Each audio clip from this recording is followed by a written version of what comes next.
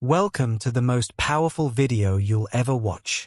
Not because it has fancy words or magic tricks, but because this video is about you and the battle inside your own mind. Let me ask you, have you ever felt like your brain is working against you? Like you're trying to be positive, but your mind keeps dragging you back into pain, fear, or regret? Have you ever smiled in front of everyone while screaming inside your head? Have you ever laid in bed at night thinking the same painful thoughts again and again, and you whisper to yourself, "Why can't I just stop thinking like this? Why do I always feel so low even when everything seems fine? What's wrong with me?" Let me tell you the truth. There's nothing wrong with you. You're not weak. You're not broken. You're not crazy. But the way you were taught to think, that's broken. That's the enemy. That's what we will fix. This video is going to show you how to stop negative thoughts and feelings forever.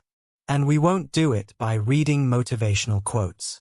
We'll do it by understanding the mind step by step. We'll break the old beliefs. We'll replace the lies in your head with powerful truths. And we'll give you the tools to take control for the first time in your life. You won't just understand how to stop negativity. You'll also understand how your mind works, how to reprogram your emotions, and how to build a new version of yourself starting today. And yes, if you're learning English, this video will help you too because everything is explained in simple, powerful English using real examples and emotional storytelling. You'll not only grow stronger, you'll grow smarter in English, too. So, take a deep breath because what you're about to hear might just be the thing your soul has been waiting for all your life. Stage 1. Understand where negative thoughts come from. Most people try to fight their negative thoughts. They say things like, "I just need to stop thinking. I should be stronger. I should be happy." But they're fighting the wrong battle. You see, negative thoughts are not random. They don't come from the outside world. They come from inside you, from a place called the subconscious mind. And here's the shocking truth. 95% of your thoughts, feelings, and behaviors are controlled by your subconscious mind. That means you are only truly conscious for 5% of your day. Let me explain. What is the subconscious mind? Your subconscious is like a recording machine. From the moment you were a child, it recorded everything. The way your parents talked to you. The way your teacher reacted when you made a mistake. The way people treated you when you failed.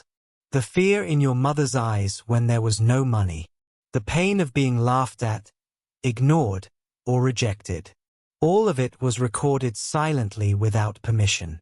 And now when you grow up, those recordings become your thoughts. So when you say, "I'm not good enough.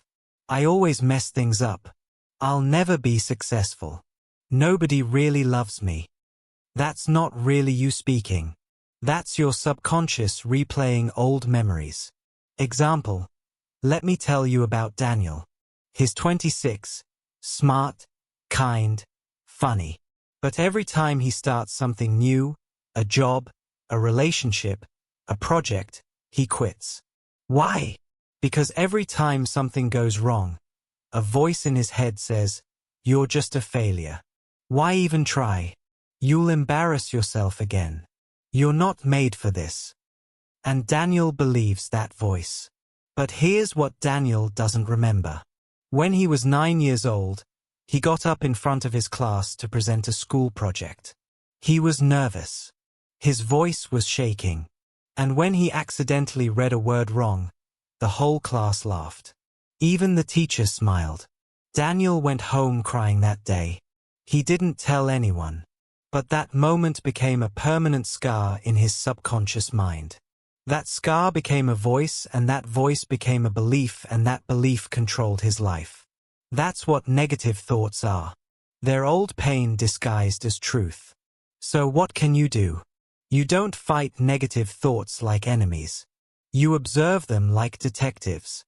Next time you think, "I'm not good enough," stop and ask, where did this thought come from?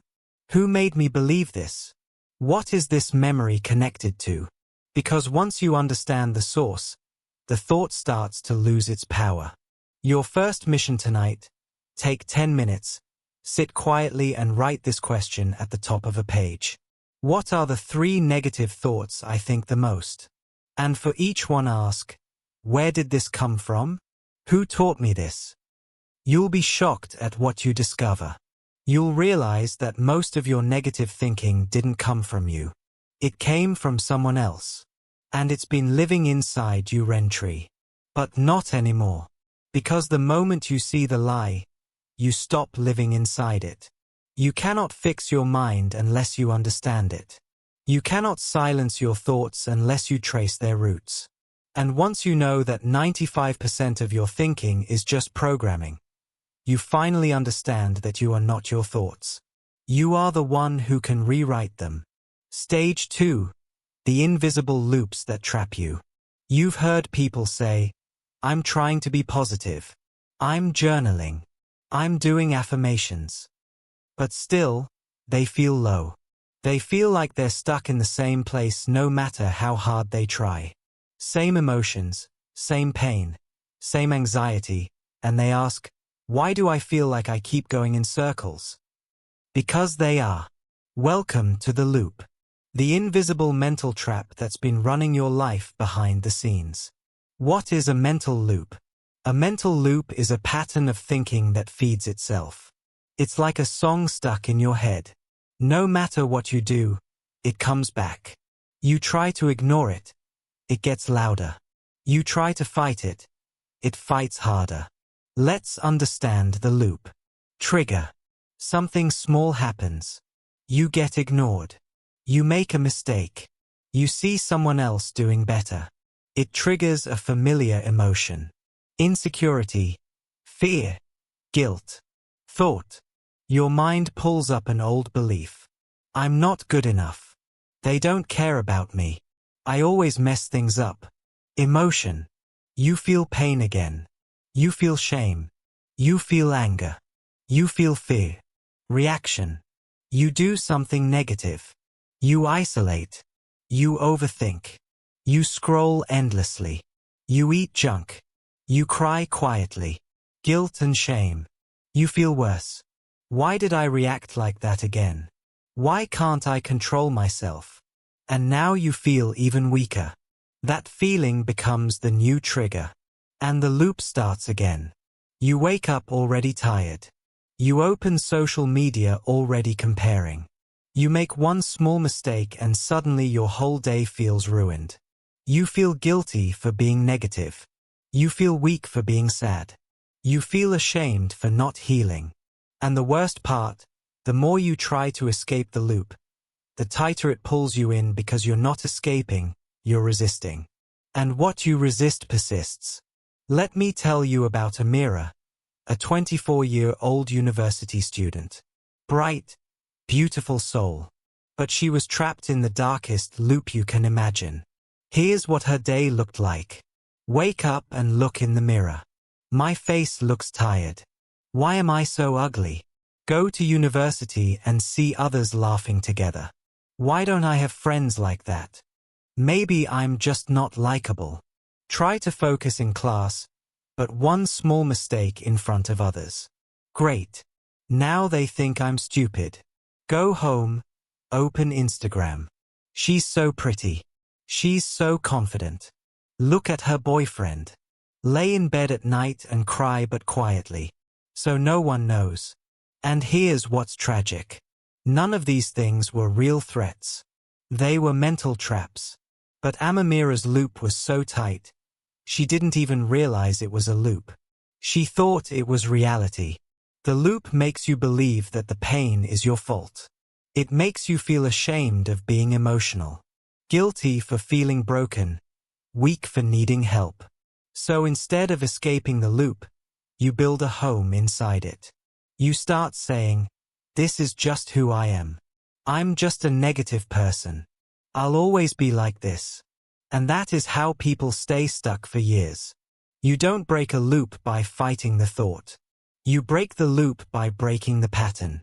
That means interrupting the cycle at the weakest point. So what's the weakest point? The reaction. Let me explain. You can't always control the trigger. You can't always stop the thought. You can't immediately change the emotion, but you can always choose your reaction. Let's go back to Amira. She kept reacting to her thoughts with tears and scrolling. One day, she learned something simple from a therapist. When the thought comes, don't respond. Don't feed it. Just say, interesting thought. And walk away. So the next morning when she looked in the mirror and the voice said, "You look terrible." She didn't cry, she didn't argue, she didn't say anything. She smiled, a fake one at first, and whispered, interesting thought. She made a cup of tea. She played one happy song. She wore earrings. She went to class and made eye contact with someone. She said, "Hi." That day the loop broke. Not fully, not forever, but for that moment she won. And one moment of winning creates another. Tonight, write this down. What is one loop I live inside every day? What's the trigger? What's the thought? What's the emotion? What's the reaction? Then write one thing you'll do differently next time the trigger comes. Something small, something kind, something real. It can be this simple. Instead of hiding, I'll talk to one person. Instead of scrolling, I'll walk outside. Instead of saying, "I'm a failure," I'll say, "I'm learning." Because even a tiny interruption breaks the machine. You're not weak. You're not lazy. You're not doomed. You're just trapped in a pattern, a loop, you didn't even realize existed. But now you know. And knowing is power. Because when you can see the loop, you can step out of it. Stage 3. Stop feeding the enemy inside. Most people are trying to stop negative thoughts while at the same time they're feeding the very things that create them. It's like drinking poison every morning and wondering why you feel sick all day. Let me say this clearly. You cannot heal your mind if you keep feeding it junk. You cannot stop negativity if your lifestyle is designed to create it. This is the stage where we clean the soil because no seed of happiness can grow in polluted ground. Let's break it down. Imagine your mind is a beautiful open garden. Whatever you plant there grows. Whatever you water becomes stronger. Whatever you allow in becomes part of your reality. So now ask yourself, what are you planting every morning? What are you watering with your thoughts and attention? What kind of mental garbage are you leaving in your garden? If all you feed your mind is fear-based news, toxic social media, fake perfection, drama videos, gossip reels, sad love songs, dark, depressive thoughts, then what do you expect your mind to produce? Joy? Peace? Motivation? Impossible. You're asking your mind to grow flowers in toxic soil. Let me show you a metaphor that will hit you hard. Imagine there's a room with a giant black mirror on the wall. And every morning you go into this room and stand in front of that mirror. But here's the catch. This mirror doesn't show your real face. It shows your biggest insecurity. It magnifies your worst fear. It whispers your deepest pain. You still look into it every morning, every night. You let that mirror define how you feel. And you never question it. That mirror is your phone. That mirror is the reel that says you're not successful. The photo that says you're not pretty enough. The video that says you're behind in life. The comment section that says you'll never make it. And the worst part, you chose to look into it. You chose to keep that mirror in your pocket, next to your pillow, inside your life, and you wonder why your mind feels broken. It's because you've been feeding the enemy inside with your time, your energy, your attention. The 3 main ways people feed negativity without realizing. 1. Information overload, digital poison. You scroll for 2 hours and remember nothing. But your brain remembers everything. Even if you say, I'm just watching for fun. I don't take it seriously. Your subconscious is recording. Her face is perfect. Mine isn't. His successful. I'm behind. That couple looks happy. I'm lonely. That guy bought a new car. I'm broke. You don't feel it instantly. But after 10 days of this, you feel tired, insecure, empty. Not because of your life, but because of what you consumed. Second, toxic repetition. Songs, reels, drama. Music is powerful. But what are you repeating into your head? You broke my heart. I'm not good enough. Nobody loves me. I want to disappear. You hear these lyrics and say it's just a song. But your brain doesn't understand just. It only understands what you feed it repeatedly. Repetition is programming, and most people are programming themselves to be depressed on autoplay. 3. Mental diet. What you talk about daily. Your conversations shape your emotions. If every day you talk about what you hate, who betrayed you, why life is unfair, how everything's going wrong, then what are you feeding your brain? Negativity becomes your default language. Let me tell you a different kind of story. There was a glass of clear, pure water sitting on a table. It was peaceful. It was clean. It was balanced. One day someone came and dropped one drop of black ink in it. The water changed a little but still looked okay. Next day another drop. Then another and another. Slowly the water became darker. Not because it was evil, but because it was being fed poison one drop at a time. This is your mind. Your mind is that glass of water. And the ink is the content you consume, the words you repeat, the people you surround yourself with, the notifications you wake up to, the videos you binge before sleeping. You didn't become negative overnight. You were being dripped with darkness silently. How to stop feeding the enemy. Here's what to do starting today. Clean your feed like your fridge. You wouldn't eat rotten food, so why watch rotten content? Unfollow pages that make you feel less than. Mute people who only post fake perfection. Delete apps if needed.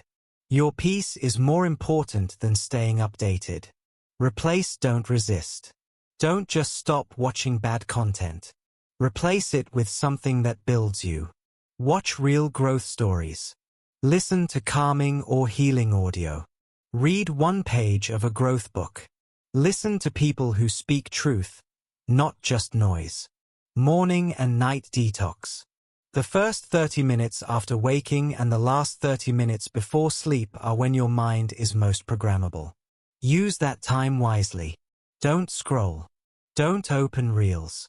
Don't start your day with comparison or chaos. Instead, breathe.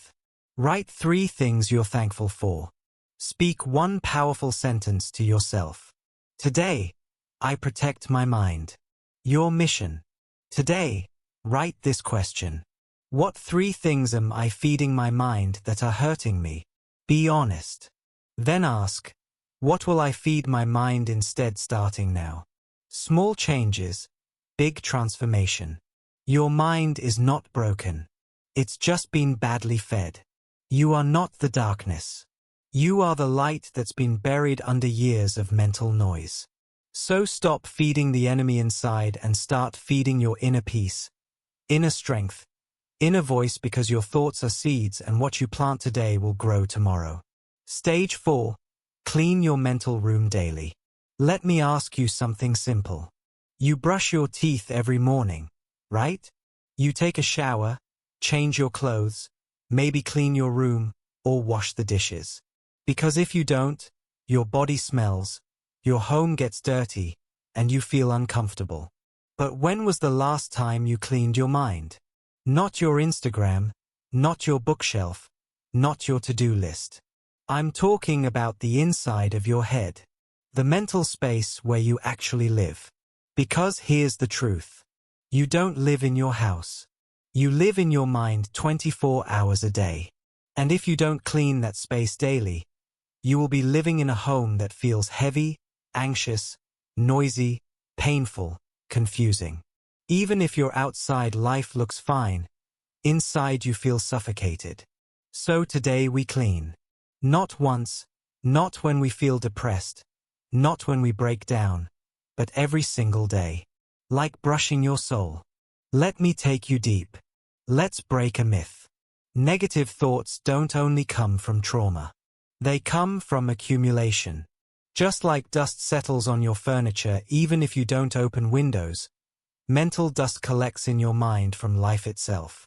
A stressful conversation, a decision you're avoiding, a deadline you're afraid of, a future event you're overthinking, a compliment you didn't believe, a comment that felt wrong, but you ignored it, a fear that entered your heart quietly, a judgment you made about yourself this morning. You didn't choose this, but it landed and now it's in your space. So if you don't clean it, it piles up.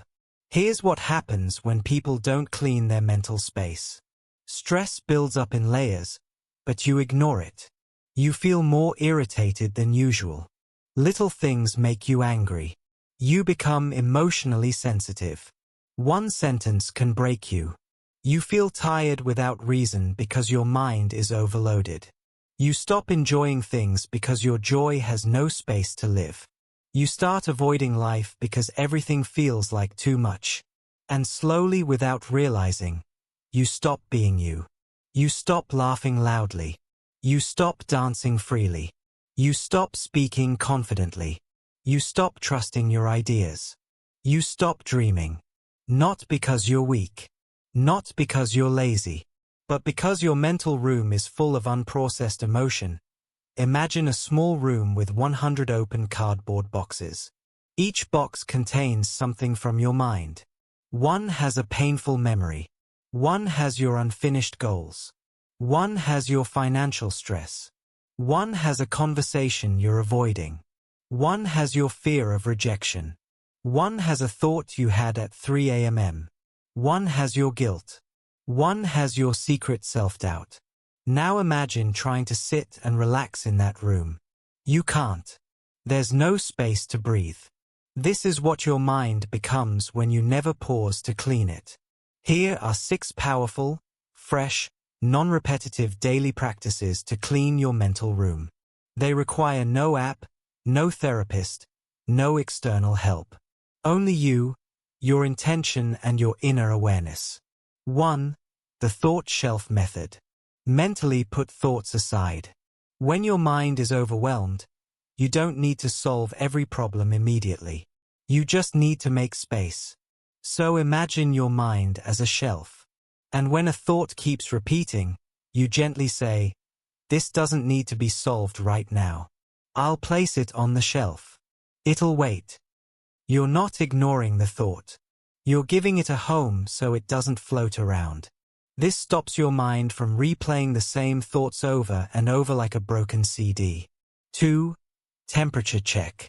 Emotional awareness reset. Once a day, maybe at 400 p.m., pause and ask yourself, what am I feeling right now? Where do I feel it in my body? Why might I be feeling this? Even if the answer is, I don't know. You're still becoming aware. And awareness cleans confusion. Do this every day, like checking the weather before leaving home. You'll be shocked how much you've been holding in silence. 3. The one-word dump. You don't always need to write long journals. Sometimes just one word is enough. Try this. Before sleeping, write one word that describes your emotion today. Heavy, rushed, lonely, hopeful, frustrated. Doing this helps you identify your emotional clutter because once you can name it, you can clean it. 4. 3-minute mental walkthrough. This is one of the most powerful cleansing tools. Almost no one uses it. Every evening, close your eyes and mentally walk through your entire day. See yourself waking up, walking to the bathroom. What were you thinking? What emotions did you feel during breakfast? Did someone say something that stuck in your mind? Where did your mood shift? This is not about overthinking. It's about noticing. Because when you notice, you release. When you name it, you drain it. Even 3 minutes of this can unload more emotional weight than hours of advice.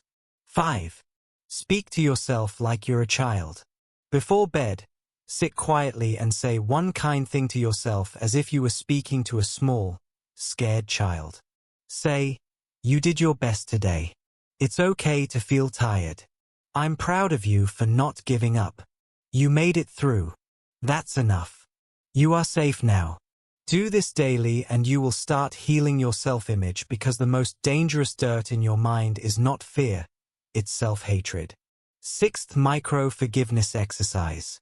Each day, choose one small thing to forgive. Someone who interrupted you, a past version of yourself, a mistake that still haunts you, a friend who didn't message back, a moment where you felt ignored. Say quietly, "I release you. I'm done carrying this. My peace matters more." You don't need an apology. You don't need closure. You just need to put it down and walk lighter. Pick any 3 of these practices and do them tonight before bed. Make it a ritual, like brushing your mind. Because when your mental room is clean, you sleep deeper. You speak softer. You focus sharper. You feel freer. You dream bigger. You're no longer controlled by chaos. Your thoughts are not facts. I know it feels like they are. I know it feels like your mind is telling you the truth. But you've been believing something that isn't true. Your thoughts are not facts. They are only thoughts. And thoughts can change. Hi, I'm Chris, and in this lesson I'll teach you how to stop negative thinking in simple English. I know you've been suffering. I know your mind doesn't stop. I know your thoughts attack you when you're alone, when you're tired, and sometimes even in the middle of the night. And the truth is, your thoughts feel real. They hurt you. They scare you. They make you believe something is wrong with you. But today, I'll show you something that will change your life. Your mind is not dangerous. Your thoughts cannot hurt you. And you are not your thoughts.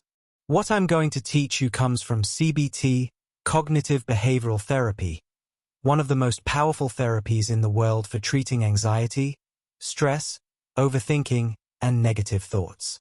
But don't worry, I will explain everything in simple English so you can clearly understand and use it. And I promise you, if you learn what I'm about to teach, you will finally understand how to control your thoughts instead of letting them control you. So sit somewhere comfortable, take a deep breath, and listen carefully. Your life is about to change. When you think a negative thought, something happens very quickly in your mind. So quickly that you don't even notice it. You believe the thought. Automatically. Instantly. Without question. Your mind says, "You're a failure," and you feel sad. Your mind says, "You're not good enough," and you feel small. Your mind says, "Something bad is going to happen," and you feel afraid. But here is the secret I want you to understand. A thought is just a sentence in your mind. A sentence is not reality. A sentence is not the truth. A sentence cannot decide your future. You have thousands of thoughts every day, some smart, some stupid, some helpful, some harmful. But a thought only has power when you believe it. Let me give you an example. If I say, "There is a purple elephant flying outside your window," do you feel scared? Of course not. Why? Because you don't believe it. The same rule applies to every negative thought. A thought only hurts you when you believe it. So the question is, how do we stop believing negative thoughts? Step 1. Notice the thought. The next time a negative thought appears, stop. Don't fight it. Don't run from it. Don't try to push it away. Just notice it. Say in your mind, "I'm having a thought that," for example, "I'm having a thought that I'm not good enough. I'm having a thought that people don't like me. I'm having a thought that something bad will happen." When you use this sentence, something powerful happens. You create distance between you and the thought. The thought is no longer the truth. It becomes just a thought. Step 2. Talk back to the thought. Once you notice the negative thought, you challenge it by saying, "Is this really true? Where is the evidence? What else could be true?" For example, thought, "I'm a failure." Is that really true? What about the times I succeeded? What about the challenges I survived? Thought, "Nobody cares about me." Is that really true? What about my friends? My family? The people who helped me? Thought, "Something bad will happen." Can I predict the future? Has this thought been wrong before? When you question a negative thought, it becomes weaker.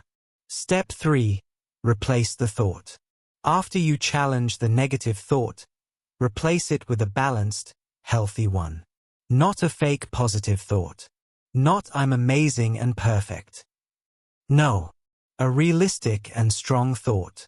For example, "I've failed before, but I've also succeeded. I'm learning. Some people care about me. Maybe not everyone, but I'm not alone. I don't know what will happen. Maybe it will be okay." Balanced thoughts are powerful because your mind accepts them. Step 4. Practice, practice, practice. Your mind has been thinking negatively for years. It won't change in one day.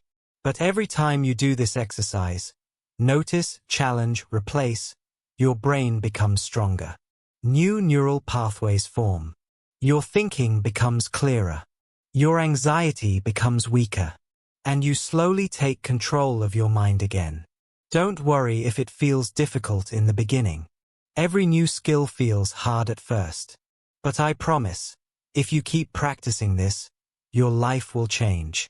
So, if your thoughts hurt you, remember, your thoughts are not facts. They are only thoughts. You can question them. You can challenge them. You can replace them. And you can create a peaceful mind, one thought at a time. You deserve peace.